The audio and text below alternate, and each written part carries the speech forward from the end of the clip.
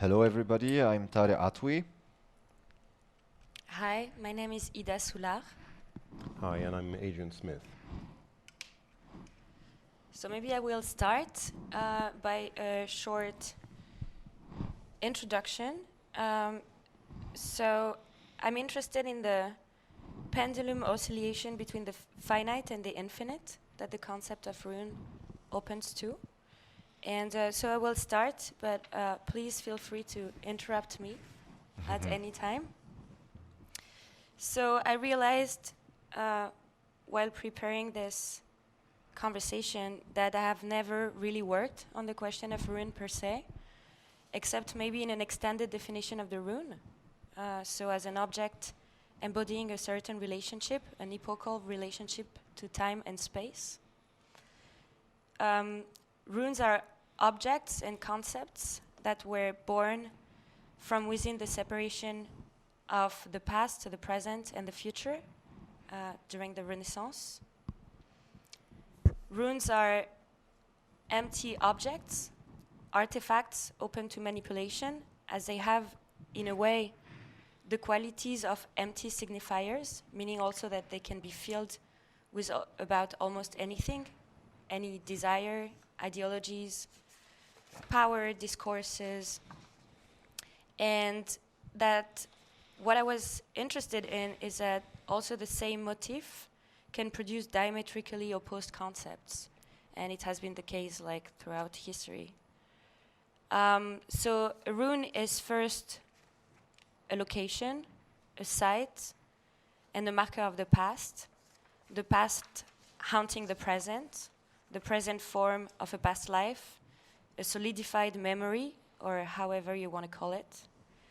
It can also be many things in a cultural history, a monument, an object of knowledge, a memento mori. And decay, renation, as processes, also produces a certain idea of wholesomeness, of what a whole can be.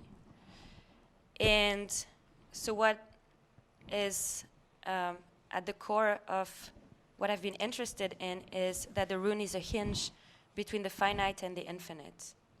No runes can last forever, and they will also become the substrate for a new situation and the minimal ground on which to build a new existence. And about runes, everything seems to have been already written, and mostly through the lens of the bourgeois use of the term that modernity has made of it. And we have a lust for the runes, the elemental sublimity of size, time scale that goes beyond the human life, the melancholy of loss and disappearance, ruined abbeys, abandoned asylums, graveyards, and contemplation, and the lust for the finitude.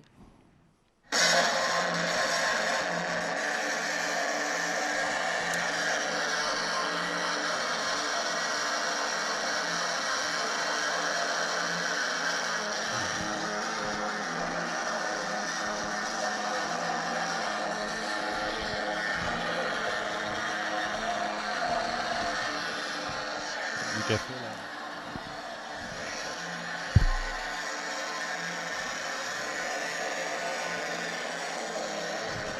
C'était pas mal ça.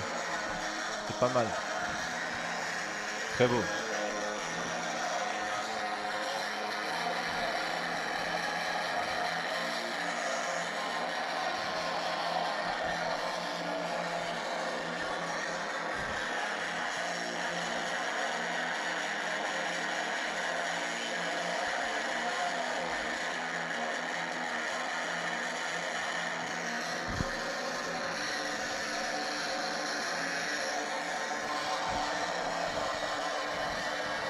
I knew this would happen, like that it would be kind of, is everything okay?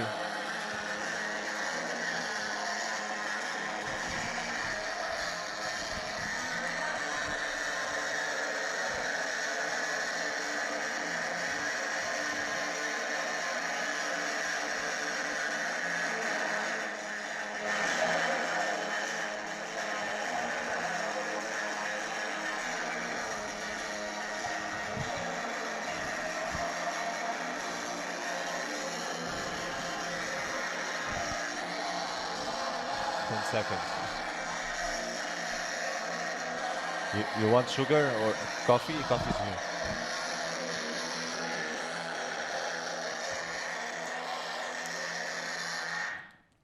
So yes, I would like to come back to what Ida was actually mentioning about what you call the lust for runes, which I understand as being the kind of, let's say, the kitsch era of runes.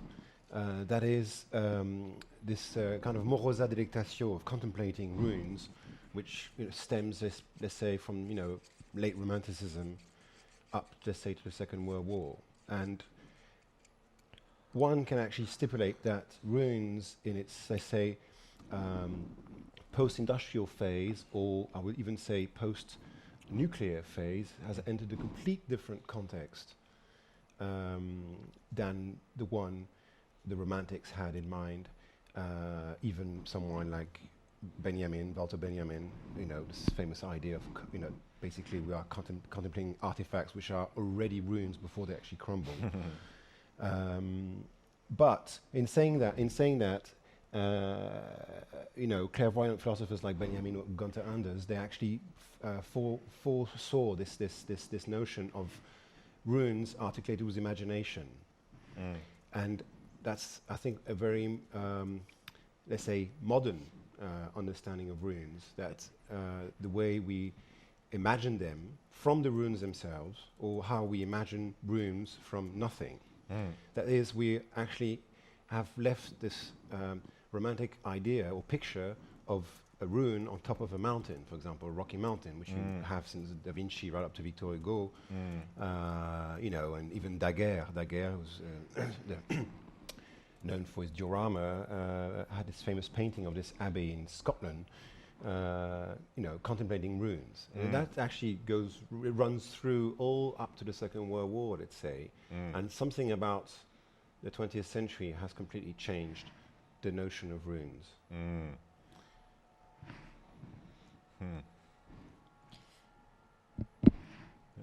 That's what I would say right now, just before probably going on, passing on to Tarek. Okay, let me find what I have to say. Maybe just a thing. Yep. So then it's the end of the 2000s in Detroit, a post-industrial rune.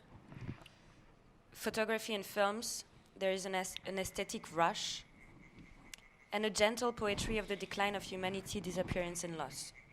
The present presents itself as a rune, and the catastrophe as the only kind of possible event.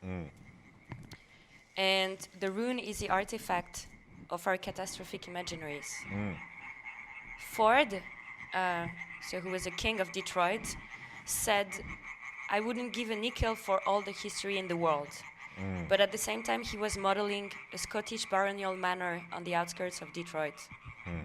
So Detroit was the capital of cars, the capital of the world, destroyed by its own logic.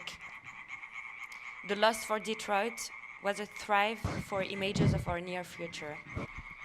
And in Tarkovsky's Zone of 1979, nature and culture, landscape and rune begin to bleed into one another, so that we can no longer truly say what is rune and what is background, what is a monument and what is a dead thing it recalls.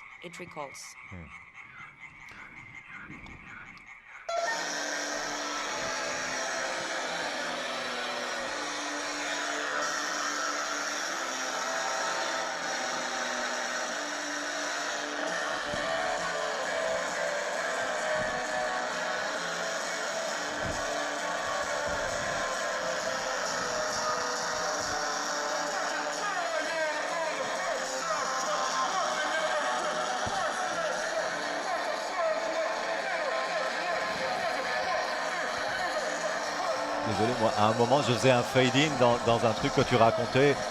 Continuer, parce que je me glissais avec des trucs tout calmes, et après, je rajoute d'autres trucs.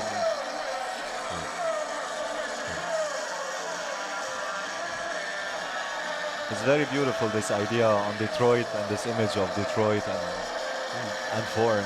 Comfortable as well. Yeah.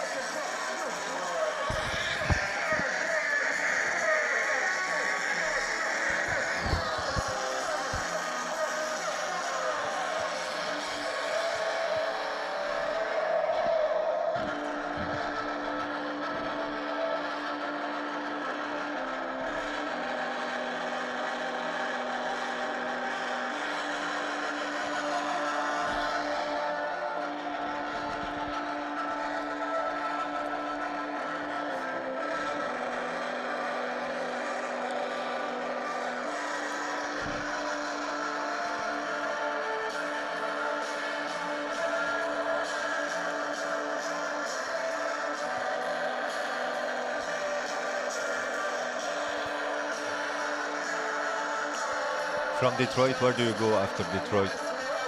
After Detroit, what do you have? After Detroit, what is there? Disney. Uh-huh. Disney. Okay. Ah, nice.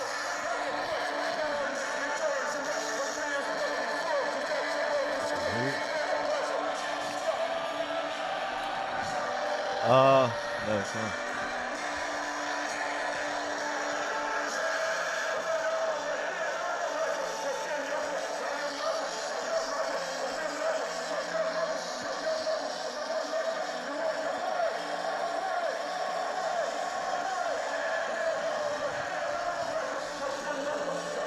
What is this?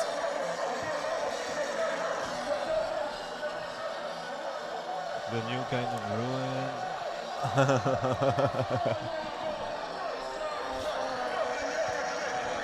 But is it okay? Is everything going well? Yeah? Yeah. I wonder how this will go on streaming with this.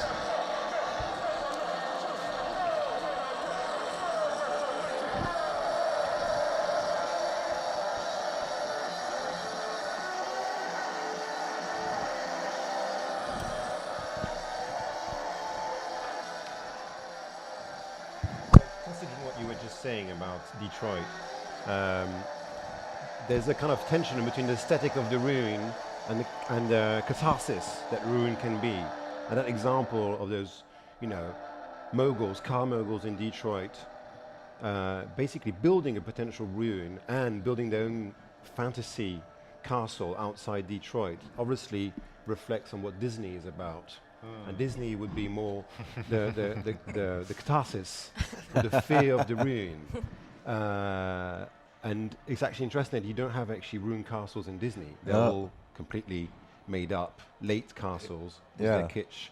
And it's a kind of a ruin preservation, this idea that it's ethereal, will never change.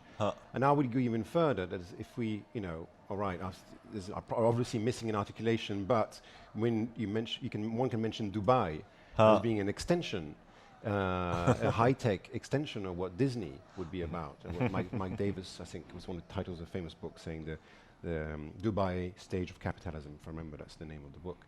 And one can question today what is for us today the catharsis of ruins, or the ruins catharsis for us today. Is it the Luna Park? Is it Elon Musk sending his car in space and this idea of terraforming Mars? What is it?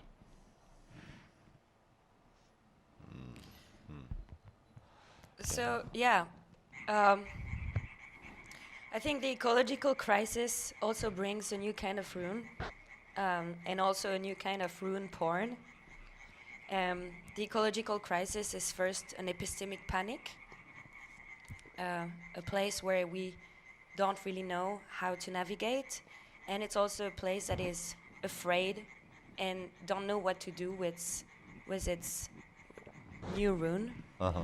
And also because it's a place where the rune and its background fuse and melt.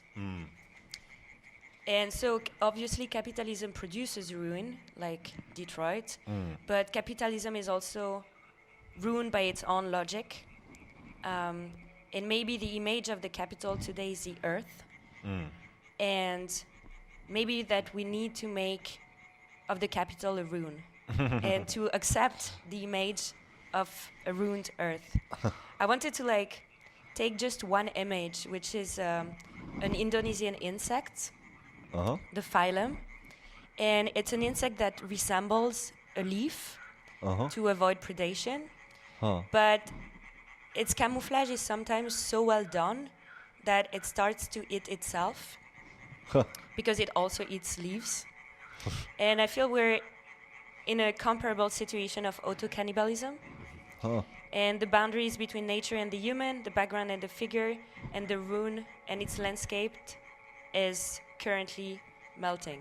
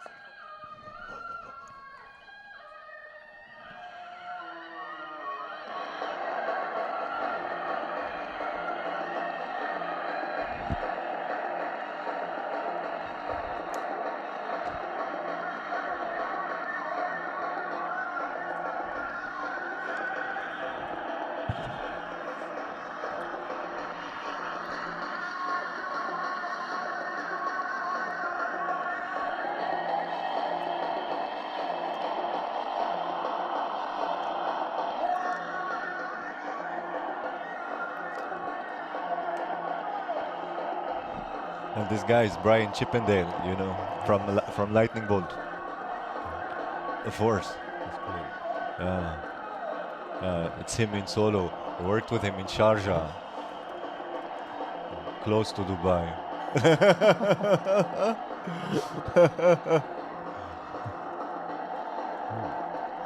It was when we did this project with the drummers outside, you know, like it was like.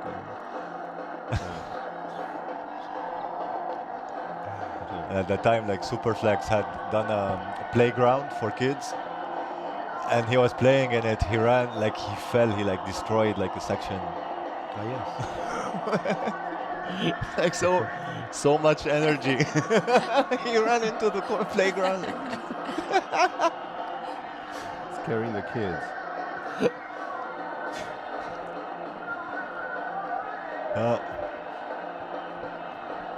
Yeah, it was his first time like coming to, and he wrote a very beautiful text about his experience called Dubai Prince Needs Money and Drummers in relation to a spam or something. When I invited him, he thought it was a spam, like what would I go do in Sharjah? He writes beautifully, he draws beautifully.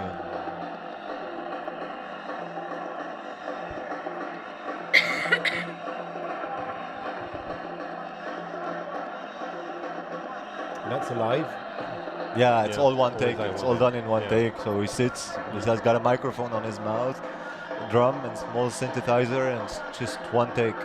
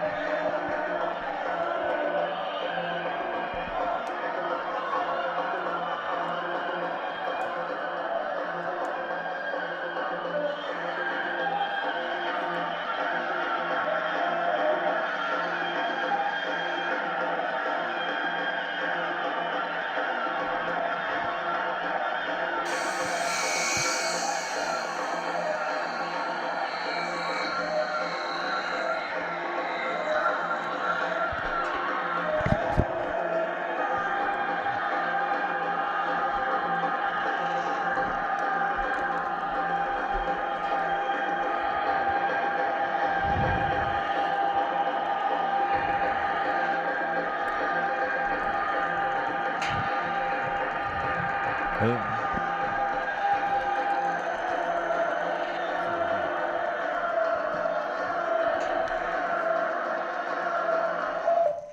what you were saying about ruin porn just reminded me of this post-Cold War trend of urban exploration, which is now obviously much bigger through social media, which I think is called Urban X. So exploring remains, mostly places where humans have been either kicked out or kicked themselves out or don't live there anymore. All around the planet, and it's become a really a big trend. And obviously, you find now this in art a lot. It's been dialectically digested into art, which is, as you said, it's as well called urban porn, ruin porn. And what I find interesting is that again, that still stays tied to the romanticism of ruins, because with this idea that something can decay, can vanish, a human artifact. But there's one point which is actually missed out in this idea of visiting, remains, modern remains, industrial remains, is how the way modern ruins are articulated with technology, and that is obviously something which we have to address when it comes to nuclear waste, for example, because that's the one thing that doesn't decay fast and that you can't visit. And I just wanted to mention an example. You talk about Detroit. There's a place in the United States which is amazing. It's only about 100 kilometers from Las Vegas, called Yucca Mountain. And Yucca Mountain is a mountain. It started before Reagan, actually. It started with Carter. They already in the United States addressed this question of nuclear waste, because it's the biggest producer of nuclear waste after Soviet Union, and they decided to empty a mountain like a shell, and that took nearly 20 years, and they had to kick all the native Indians off that mountain. That's in the 70s and the 80s. And what's interesting is that that has no, the change of government or administration doesn't have any influence on this big project of Yucca Mountain. And so they've emptied this like a bit like in James Bond movie, this gigantic mountain which the Indians compare to a snake, only to store the entire nuclear waste of the United States of America. But they face a problem, is that you cannot fly nuclear waste. It can only be by ground. And a lot of states are against it. So this mountain today, which costs like billions of dollars over 25 years, or more, 35 years, is still empty. And it will stay empty. And what's interesting is that linguists even worked on this. It was a big project, because they had to find a way of naming this future ruin. Because why? Because when you put nuclear waste, you have to think 100,000 years ahead. But we only have a scale, let's say, of 10,000 years, which is the arbitrary scale of civilization. So they worked on how to name it. And linguists came in and say, well, we're facing a big problem here, because it's a ruin within a ruin within a ruin. And one of the biggest ruins is language. And we know that over 10,000 years, we are speaking here English. There will only be statistically 11% of English left of the words we're using. So how do you speak to future humans? Obviously it was the hypothesis that we'll still be around in 10,000 years, to indicate that this is a ruin, which is not yet a ruin, but you can't approach. So it's a whole question of alerts, which is a complete different idea than they say that, again, the kitsch ruin that you go and visit with your family and you have some fantasies about it, and Disney fantasy. This is not Disney fantasy, because it's all about the shell life of nuclear waste. And so what I find interesting is language as a ruin, when you have to basically address a historical scale which is way beyond kind of the short-term thinking, and we envision of capitalism, that you're saying, late capitalism today. 11%, that's all that will be left. But we don't know exactly what the words will remain. Yeah, how can you build a facility that will last 10,000 years? Or like 100,000 of years. How do you embed science that will remain, that will keep all entities out? Because as you said, 11% English, but maybe we'll be communicating to new entities will be communicating like ants or like vibrations or other kind of communication. It is both impossible and a necessary task, which makes it so interesting. And more than anything, it's a cognitive challenge, an exercise in science fiction. How do you communicate with people or entities of the deep future? Do you produce giant spikes? There was a project proposed which was Niki Nuke, a nuclear waste park where warnings would be transmitted from generation and generations. And the most plausible scenario would be the one of oblivion. Like, how do you construct runes that will disappear from all memories, and especially in a digital world? And so now we like to go back a little bit in history, and maybe this is a Godwin point of the conversation that we reached now.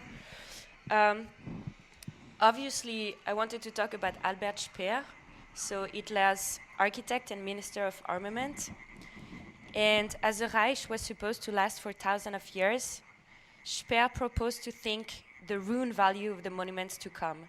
And so it is well known, but just to sum up the idea, he wrote, and I quote, that building of modern construction were poorly suited to form the bridge of tradition which Hitler was calling for. It was hard to imagine that rusting heaps of rubble would communicate the heroic aspirations which Hitler admired in monuments of the past. My theory, he said, was intended to deal with this dilemma. So he decided to use no steel, no ferroconcrete, none of these kinds of materials, because they make bad runes. So he says, I continue, we should be able to build structures which, even in a state of decay after hundreds of thousands of years, would more or less resemble the Roman models. And so he decided to make two drawings for each monument, so a drawing of the construction and what he calls a romantic drawing of the ruined state of the building. And like the ruins of the Roman Empire, those ruins should speak to the conscience of the future German generations. And Speer plans were considered by Hitler's entourage as blasphemous, because the infinite empire, or an empire that should last forever, could not decay. But he says that Hitler understood the importance of creative destruction. Yeah, and integrating the decay of the building in the initial project. So the idea was like to build immortal monuments. You have to build monuments which integrate their own death.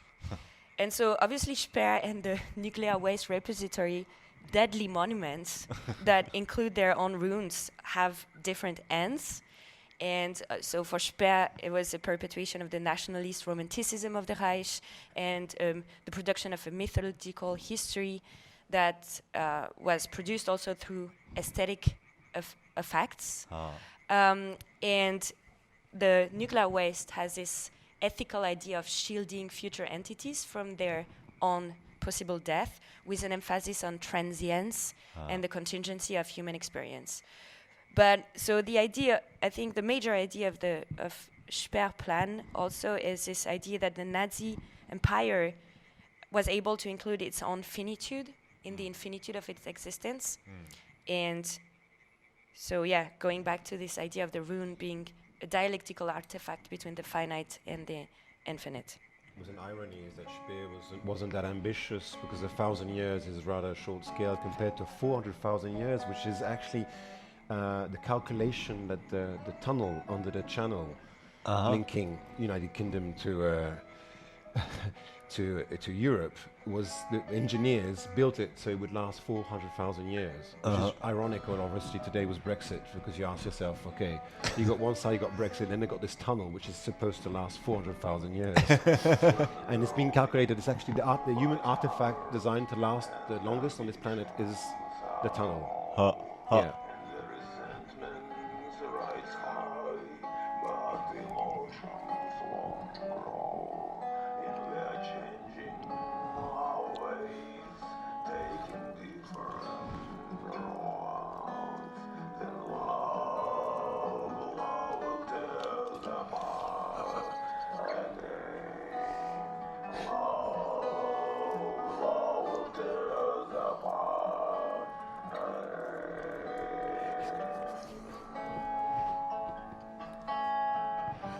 Now we have to offer flowers to the sound engineer. Whiskey.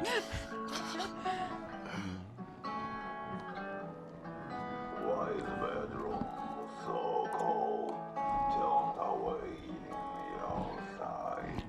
Is my timing that flows? Our spectrum so dry. Is there still this appeal that we kept through our lives? Love, love will tear us apart again. Love, love will tear us apart again.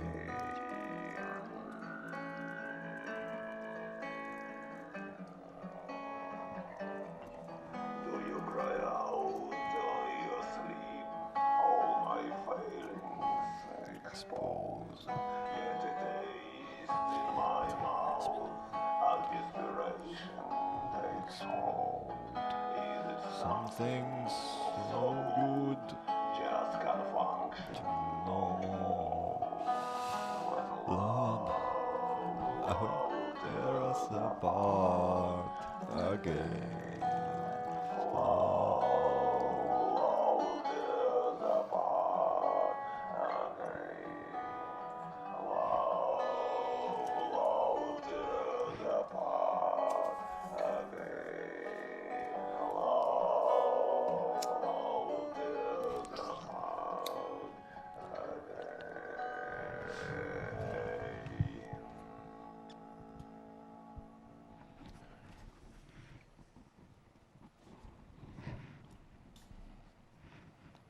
Yes. So I wonder how you would articulate this idea of modern ruins as a possible utopia, or let's say a negative utopia, but then you would call it dystopia. Obviously, that's how we would call it today. In a post-nuclear society, how one can actually desire a ruin. I mean, other than being a fantasy land like Disney. And Disney wasn't. I mean, it was prior to the nuclear era in a way. I mean, the idea was there way before. So how do you, other than science fiction or pre-apocalyptic aesthetics, how one would create some kind of desire? And there's one example which comes to my mind is the Long Now Foundation, Stuart Brand, and which is they say the positive side of the Yucca Mountain, waste dump. There's nothing in it, and there'll be probably nothing in it for the next decades. But the Long Now Foundation, this idea of having this clock, I think if I remember well, it's a clock which has a scale of 10,000 years again, and they've been working as well on how you would decipher this clock, how a human would decipher this clock in 10,000 years, and not understanding it as being just a remain, but something that would give some kind of indication of time, other than just being a rune. And so what I find interesting here, and goes back to the romantic aspect of rune, is the imagery of the rune, a new imagery of the rune. I mean, we can hear the sound of runes, which we already kind of addressed here with excerpts. But what is the imagery of a rune, other than a failed planet, Mars or Venus, if they were failed, if they ever were failed.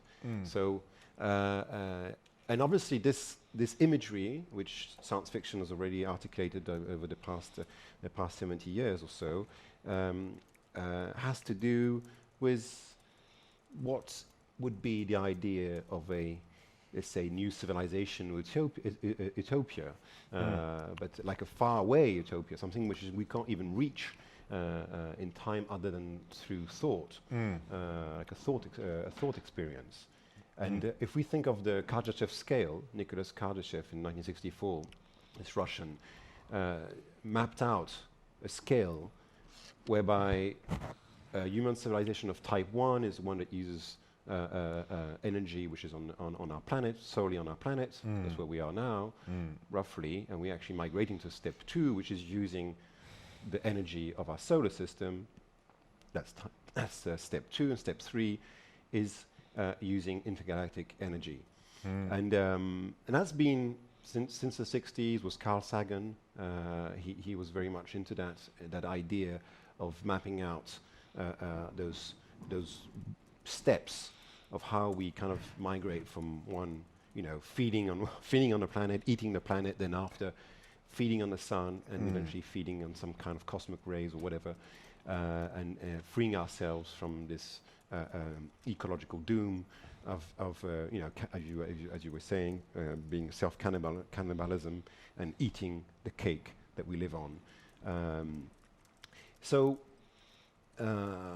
Going back to this idea of a rune, we can envisage now. We in this after this explicitation age, let's say for the past 150 years, we kind of have a new, not only idea but imagery of a rune, and which is obviously quite dark.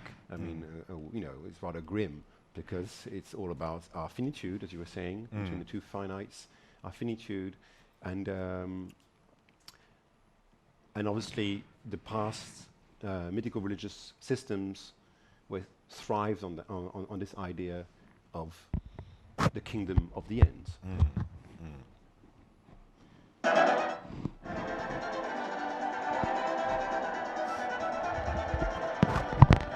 What? We can't hear you?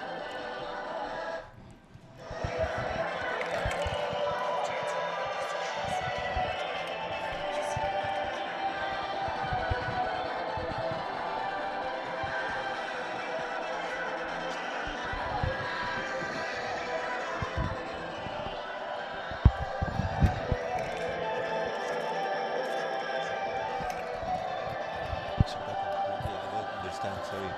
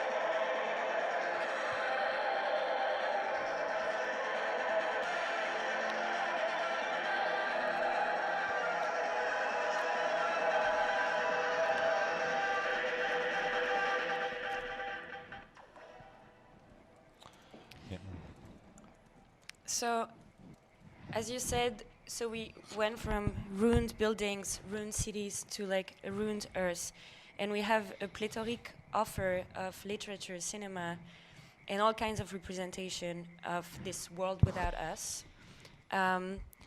Starting with the eponymous book by Alan Weisman, or like series like The Walking Dead, imagining an Earth devoid of all humans. And it's a post-collapse narrative of a world in ruins that is led by zombies. And so the ruined Earth became a trope. So should we aestheticize it?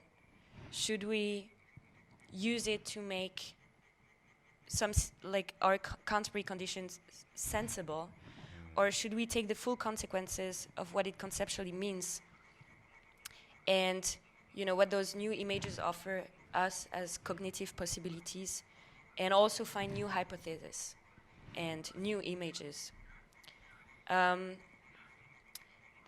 So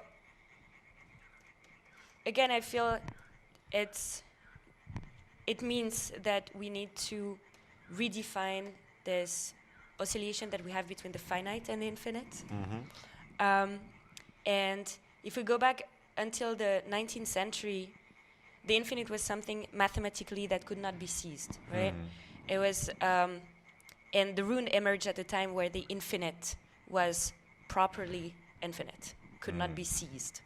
So it was an absolute transcendence. So it was a +1, +1, +1. You navigate between this +1. You can never have a view of this infinite from outside of it. You're in it, you navigate in it.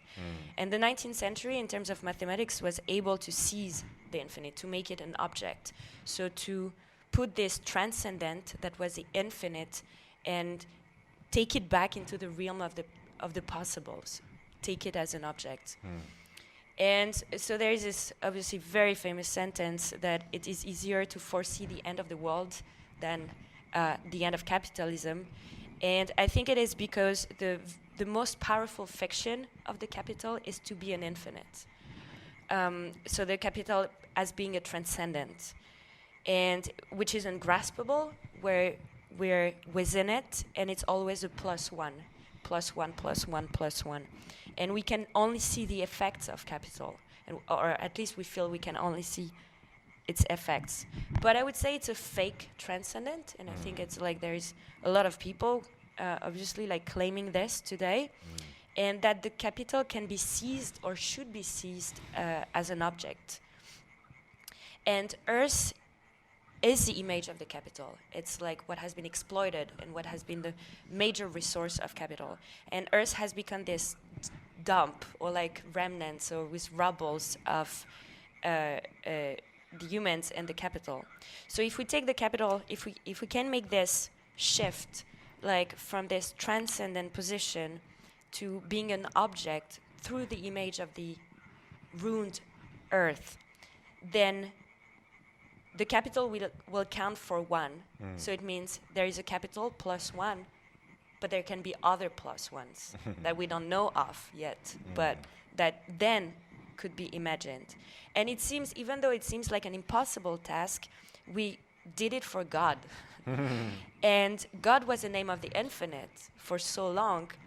And now we know that God is dead, or at least became the zombie of the infinite. And there is this amazing sentence by the French philosopher Quentin Meillassoux, who said, God doesn't exist yet, which seems to be a very cryptic sentence, but actually it means it's a double death of God, because if it doesn't exist yet, it means it's just a possible among any other possible. So God is not a transcendent anymore, it's just a thing among other things. It doesn't exist It's a hypothesis. yet. It's a hypothesis. It's also like 1 plus 1 among so many other plus 1. So it's like he's been killed twice in this sentence. So, yeah, that would be my proposition for now.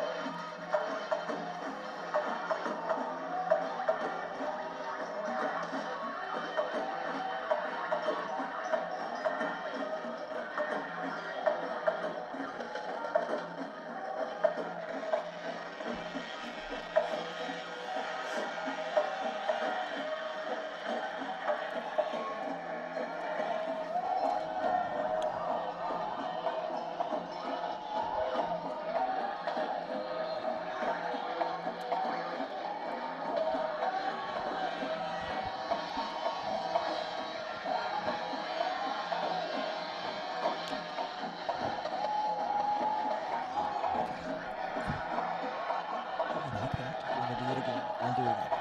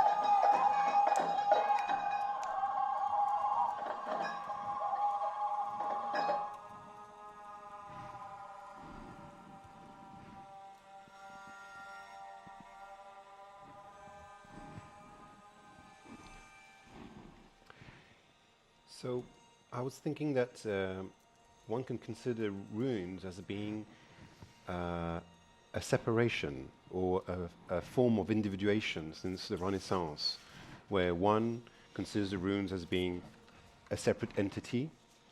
And if we do a bit of genealogy of the runes, and it's interesting to see that in the imagery again of the runes, in the 18th century, the main, let's say, representation of the rune was Lisbon. For philosophers and etc. It was the destruction of Lisbon as being a potential rune.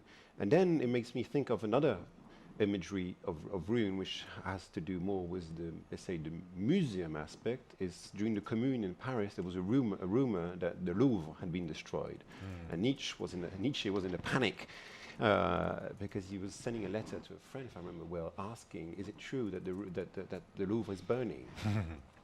And it's ironic because Nietzsche is well known in his younger years for have written an essay about the inconvenience of studying history, and it's actually nearly a pamphlet against what he called monumental history.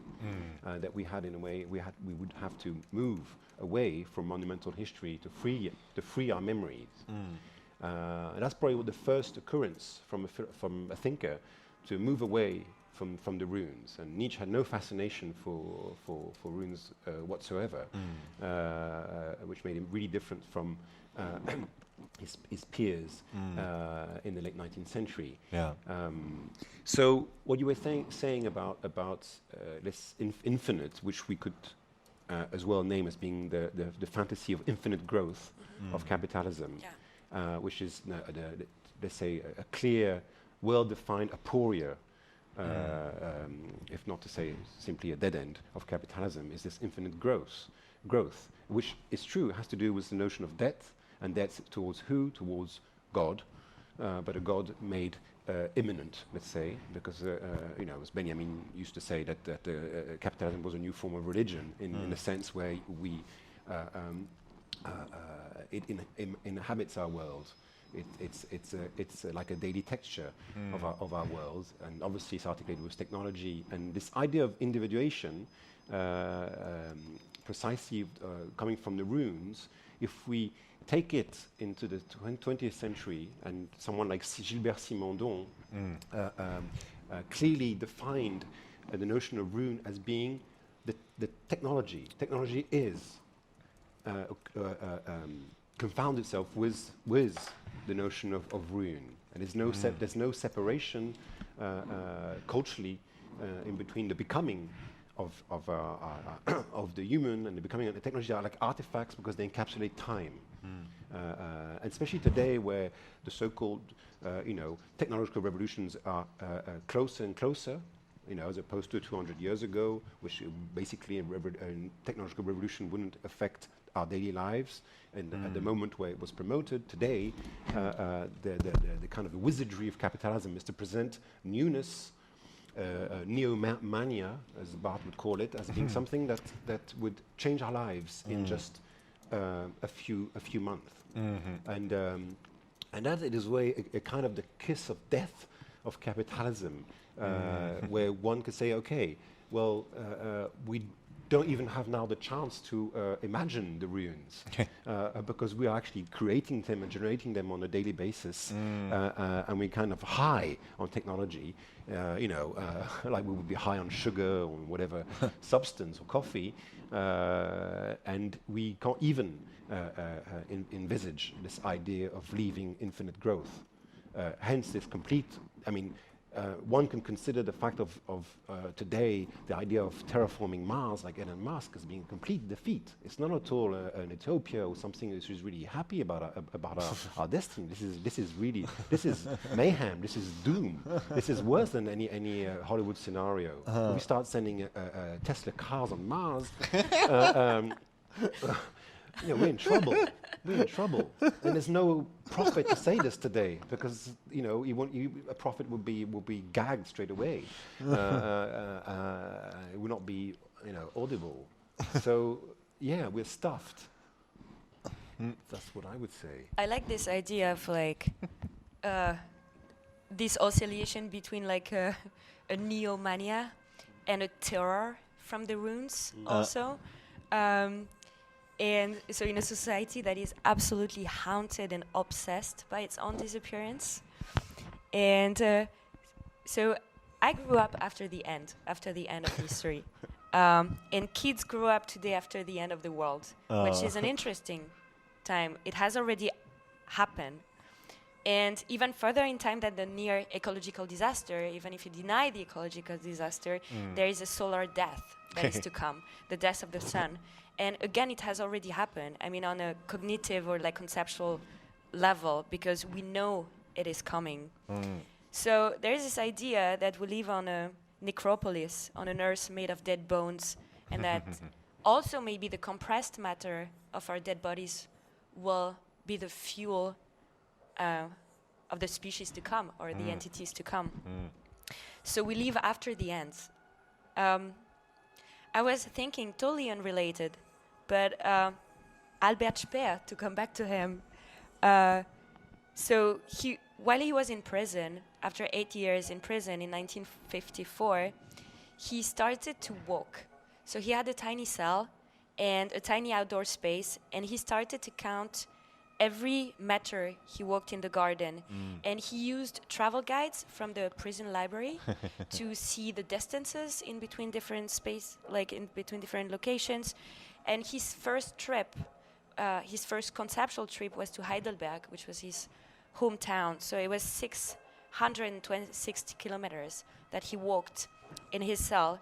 And then during 12 years, he traveled to Istanbul, and then India, China, Russia, and also North America and Mexico and so on. And so he traveled a total of 31,936 kilometers. So he was walking on the traces of a dead empire, or the idea of an already dead empire, which I found very interesting. So yeah, maybe going back to the rune of the earth. So what do we do with this? And again, what is interesting to me is to think not that the capital produces runes, but that it's a capital as a logic itself that is runed. And that the runes of the earth are the runes of the capital itself. And that it is the historical condition we're in right now, because it has already happened. And a question I was wondering, like also because we're in Venice at a time of a biennial and with a lot of representation of this near future. So I was wondering if philosophy or art or music have as a task to make it more familiar, to make it more welcoming, this idea of the disappearance of the species, to enhance the human security system, or if we should open our thoughts to this glacial wind of extinction and try to think from within a total extinction that is not only the extinction of the species, but that is the extinction of thought itself. And because, all our art, but also politics, ethics, seems to be driven by this idea of like, how can we live in the ruins, or how can we restore the ruins? How can we make Earth, how can we inhabit the Earth again? But what about if we took the other side and think also with nihilist thinkers? I'm thinking of philosopher Rebrassy or Reza Negarestani, that we already walk aimlessly in the cosmos, surrounded by interstellar remnants and a dead sun, and take the extinction as a speculative opportunity for thought. Extinction as a new form of ontology. I think Tristan Garcia calls it a flat ontology. It's interesting what you're saying, because it in a way because we are in a Baroque city, and because Baroque equals tragedy, and this notion of tragedy, of the disappearance, one could even say that it's actually been reversed. If we say the pulsion of death, which for Freud comes from the past, like something that dooms us from the past. Well, now we would have to we have to reverse the paradigm and consider the portion of death coming from the future. And what does it really mean? Again, that comes back to this idea of imagination as being a trigger for what is becoming. And obviously, what's really interesting today, interesting times, which is the theme of the Biennale, is that you have this kind of crazy speculations, obviously, about what would be new forms of apocalypse. I mean, just 10 years ago, we couldn't talk about this. We would be like crackpots talking about the consequence of climate change, etc. And now we're all on it over just maybe less than 10 years. And it's gone. Let's say worldwide. So there will be a new form of consciousness coming out of it. But what? It could be as well very dark and lead to something which will, mess up the steps towards the great filter technologically, and to kind of be able to walk out with a sustainable life for, let's say, the next 50 years or so, or a trap. We don't know. I mean, maybe the idea of interesting times is the fact that it's indefinite times. So there are possibilities, potentials, but it's and obviously stressing. Sorry, the people, metabolisms, environments, etc., as well, because we are more informed about the possibility of the apocalypse. It's not just the Easter Island, which was the paradigm for a long time of human disappearance. Though again, that's another form of romantic view of the ruins. But for a long time, that was the main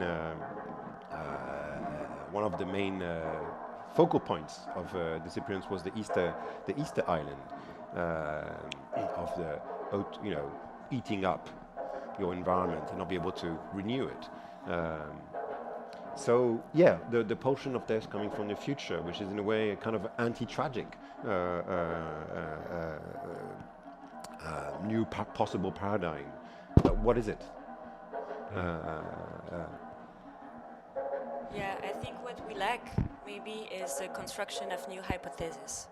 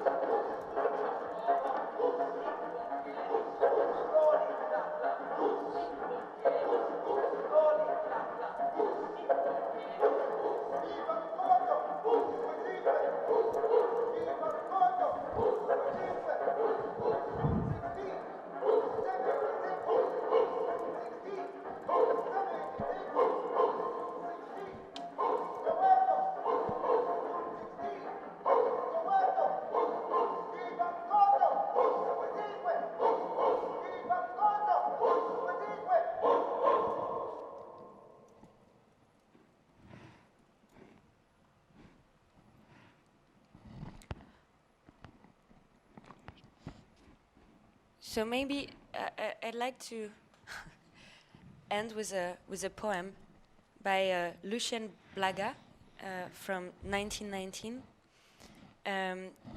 As I came I read this in a book about black metal theory recently, and I found it was like maybe the situation, what should be the situation of the art now, which is maybe not to explain the mysteries or to explain, have like very definite path on what our contemporary runes are, but should complexify and deepen those mysteries, ramify them to be able to open to new kind of hypothesis. Obviously not in an irrational way, but yeah. So I'm just going to read this poem from 1919.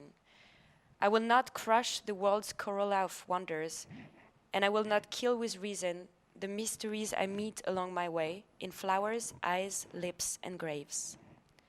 The light of others drones the deep magic hidden in the profound darkness. I increase the world's enigma with my light, much as the moon with its white beams does not diminish, but increases the shimmering mystery of night. I enrich the darkening horizon with chills of the great secret. All that is hard to know becomes a greater riddle under my very eyes, because I love alike flowers, lips, eyes, and graves.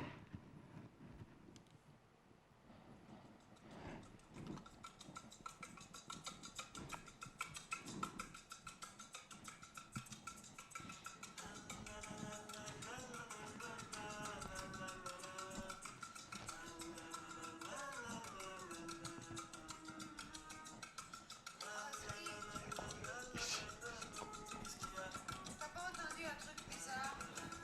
Qu'est-ce que c'est?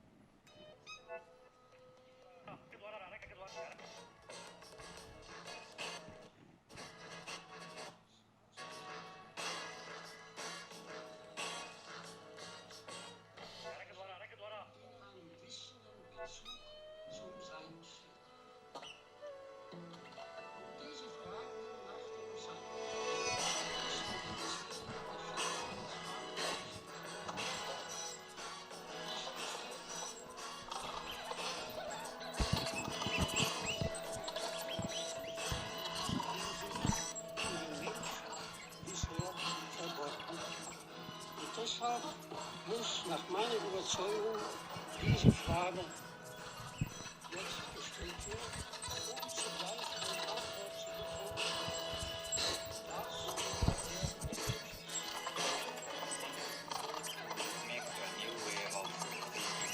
Wäre es nach Ihrer Meinung besser, eine neue Grundhaltung zu Leben zu schaffen? Oder soll man die bisherigen Lehren der Religion vertiefen?